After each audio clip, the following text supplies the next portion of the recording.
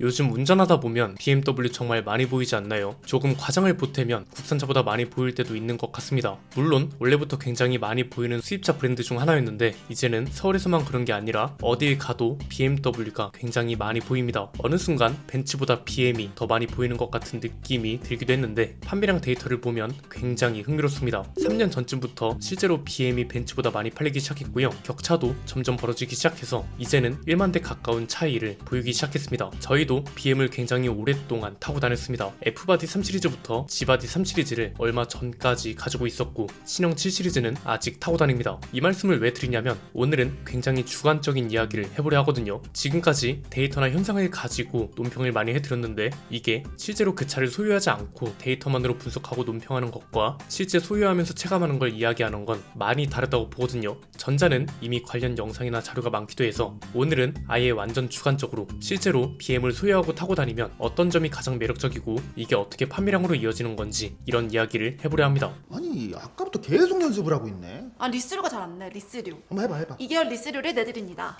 2개월 리스료를 내드립니다. 내드립니다. 2개월 있잖아. 2개월 할 때 약간 진심을 담아야 돼. 가슴에. 2개월 리스료를 내드립니다. 그렇지. 여기에다가 BPD 오토를 앞에 살짝 넣어가지고 풀로 해봐. 오케이. BPD 오토에서 차량을 구매하시면 2개월 리스료를 내드립니다. 좋아. 이렇게 할 수 있으면서 굿잡! 계속 연습을 하고 있네. 어디가? BPD 오토 바로 본론으로 들어가 보겠습니다. 크게 세 가지라고 보는데요. 첫 번째는 충성 고객에서 신규 유입 고객으로 이어지는 구조가 중요하다고 봅니다. 이게 무슨 말이냐면 BM은 기본적으로 충성 고객이 많고 이 충성 고객들의 입소문과 판매량 견인으로 신규 유입 고객이 생기는 브랜드로 본다는 겁니다. 그냥 쉽게 비유하면 테슬라는 아이폰 같고요. BM은 요즘 나오는 최신형 갤럭시 같은 느낌이란 거죠. 대부분이 그렇지 않나요? 아이폰만 쓰는 사람들은 대부분 다음 휴대폰도 아이폰으로 바꾸고 갤럭시만 쓰던 사람들은 대부분 다음 휴대폰도 갤럭시로 바꾸잖아요. 그런데 굳이 테슬라는 애플, BM은 삼성 같다고 하는 이유가 있습니다. 테슬라랑 애플은 뭔가 진입 장벽이 느껴지는 게 사실입니다. 굉장히 극단적이잖아요. 애플은 보안이 좋다고는 하지만 갤럭시에 비해 안 되는 기능도 꽤 있고 유튜브 뮤직이 본격적으로 활성화되기 전에는 폰에 음악을 하나 넣으려고 아이튠즈까지 깔았어야 했습니다. 이게 항상 잘 되면 괜찮은데 연결이 안 될 때도 굉장히 많았거든요. 그런데 막상 여기에 적응해서 잘 쓰는 사람들은 아이폰뿐만 아니라 맥북, 맥스튜디오, 아이패드 등등 애플 제품만 쓰게 됩니다. 왜냐면 계정 연동의 편리함을 한번 맛보면 쉽게 다른 브랜드로 넘어갈 수가 없거든요. 테슬라도 비슷합니다. 실내를 딱 보면 디스플레이 하나밖에 없고 이 디스플레이로 대부분을 컨트롤해야 합니다. 심지어 차가 어딘가 만들다 만 것처럼 온갖 액세서리들을 사야 하고 한국 기업 내비게이션도 못 씁니다. 대체 이 차를 왜 사는지 이해를 못한다는 거죠. 그런데 또 막상 적응을 잘 하면 다른 차들은 눈에 잘 안 들어옵니다. 반면에 BM은 왜 갤럭시 같다고 한 거냐? 일단 좀 더 개방적입니다. 기본적으로 만듦새가 좋잖아요. 여기서 말하는 만듦새라는 건 굳이 테슬라처럼 액세서리를 따로 살 필요가 없는 그런 만듦새를 말하는 겁니다. 호환이나 연결성도 좋습니다. 애플 카플레이, 안드로이드 오토 이런 건 그냥 기본이라 딱히 불편한 것도 없고요. 기본 앱이나 UI도 괜찮아서 국산차를 타는 것처럼 그냥 편하게 타면 됩니다. 갤럭시도 그렇잖아요. 갤럭시 사용자 입장에선 아이폰보다 덜 복잡하게 느껴집니다. 음악을 넣든 사진을 옮기든 아이폰보다 더 쉽게 느껴집니다. 그런데 또 갤럭시만 쓰던 사람들은 나름의 연결성이 또 있습니다. 구형에서 신형으로 갈아탈 때 모든 데이터를 그대로 옮길 수 있고 집에 삼성 제품이 있으면 연동해서 쓰기도 좋습니다. BM도 마찬가지로 이 브랜드에 적응하다 보면 다른 차들은 어딘가 모르게 불편합니다. 왜냐면 의외로 이 브랜드를 이용해야만 누릴 수 있는 것들이 많습니다. 재구매 할인이 꽤 많고요. 차를 구매할 때마다 계정 등급이 올라가고 코인을 적립해주면 이걸 서비스 센터에서 사용할 수도 있습니다. 서비스 센터도 대중적인 수입차 브랜드 중에 가장 편리하고 차별 없는 서비스를 제공하지 않나 싶습니다. 일단 운전자가 서비스 센터를 가지 않아도 됩니다.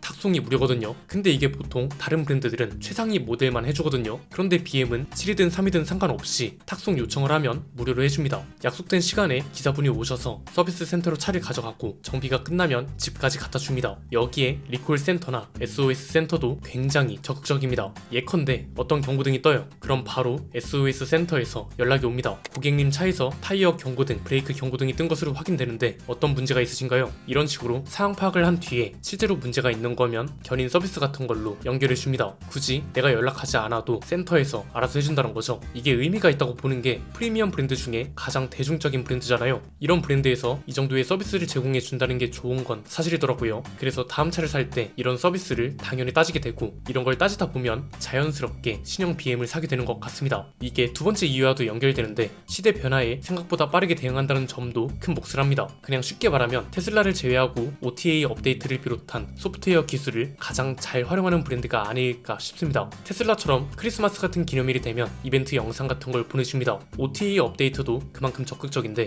굳이 핫스팟 같은 거 연결 안 해도 되고요. eSIM을 지원하는 모델은 자체적으로 인터넷이 되기 때문에 주행하는 동안 업데이트를 다운로드하고 주차되어 있는 동안 업그레이드를 할 수 있습니다. 업데이트 범위도 꽤 넓습니다. 최근엔 내비게이션 업데이트가 가장 컸는데, 이게 그냥 맵 업데이트가 아니라 시스템을 대대적으로 업데이트했거든요. 어느 정도냐면 업데이트 이후로 티맵이나 카카오 내비를 굳이 쓰지 않아도 될 정도로 내비게이션 수준이 월등히 좋아졌습니다. 이게 다른 브랜드와 차이가 있는 게, 볼보나 비아디 같은 브랜드는 티맵을 지원하는 개념이잖아요. 그런데 BM은 순정 내비인데도 티맵 같은 걸 안 써도 될 정도로 좋아졌다는 게 큽니다. 이걸 또 증강현실 내비게이션 기능하고 같이 쓰면 굳이 스마트폰 미러링을 하지 않아도 될 정도입니다. 여기에 운전자 편의성을 굉장히 신경 썼다고 생각한 게, 사람이 보통 일정한 생활 패턴이 있잖아요. 예컨대 점심시간 몇 시쯤 식당에 갔다가 몇 시간 뒤쯤 집으로 돌아오는 루틴이 있다고 가정해 보자고요. 그럼 차가 이 패턴을 학습해서 시동을 걸면 내비게이션 목적지까지 알아서 입력해줍니다. 이 외에도 웰컴 라이트 애니메이션을 다양하게 추가해준다거나 브레이크 센서 같은 부품들의 인식 능력을 개선한다거나, 굉장히 다양한 걸 리모트 소프트웨어 업그레이드 기능을 통해 쓸 수 있습니다. 세 번째는 7 시리즈가 굉장히 큰 역할을 했다고 봅니다.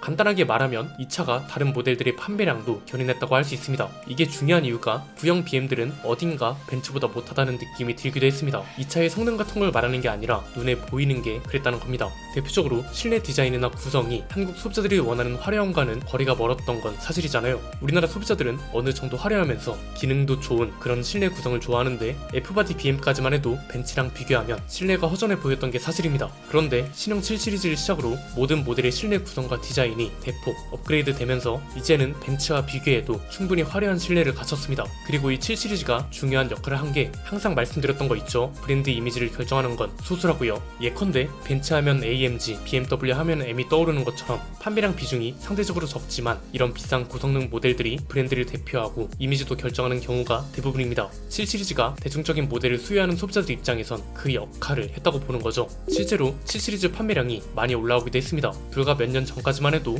S클래스랑 판매량 비교가 불가했습니다. 그런데 올해는 S클래스보다 많이 팔렸습니다. 심지어 S클래스는 마이바흐 판매량이랑 합쳐도 7 시리즈 판매량이 더 많았습니다. 실제로 요즘 도로에서 많이 보이긴 하잖아요. 이게 사실 7 시리즈가 처음 나왔을 때 구매를 바로 결정했던 이유이기도 한데, 구형하고는 아예 다른 차가 됐습니다. 덩치는 롤스로이스만큼 커졌고, 실제로 보면 말로 표현하기 힘든 웅장함이 있습니다. S클래스랑 나란히 있어도 훨씬 커 보이고요. 실내에는 32인치짜리 8K 대형 모니터를 달아놨고, 스와로브스키랑 협업한 크리스털 앰비언트 라이트까지 추가가 되면서 실내도 외관만큼 웅장해졌습니다. 그냥 딱 이번엔 무조건 S클래스를 잡겠다는 생각으로 만든 것 같은 느낌입니다. 처음 출시됐을 때는 투톤 컬러와 휠 디자인도 한정 옵션으로 제공하고, 스웨이드 내장재나 자동문 옵션 같은 것들도 모두 들어있어서 가격이 2억 원 이상이었습니다. 그런데 BM하면 할인이잖아요. 시간이 지나고 옵션이 조금 빠지더라도 승차감이나 운동 성능같이 차의 만듦새 자체가 바뀌는 건 아니니까 나중에 할인까지 들어간다면 판매량이 잘 나올 수밖에 없다고 생각했습니다. 시간이 지나고 실제로 그 판매량을 기록하고 있다는 거죠. 이게 그냥 대중들 눈에 보이는 것들이 브랜드 전체적인 이미지나 인식을 효과적으로 끌어올렸다고 보고, 그 뒤에 나오는 차들도 이런 방향을 적극적으로 반영하다 보니 브랜드 전체 판매량이 오르는 건 당연했다고 봅니다.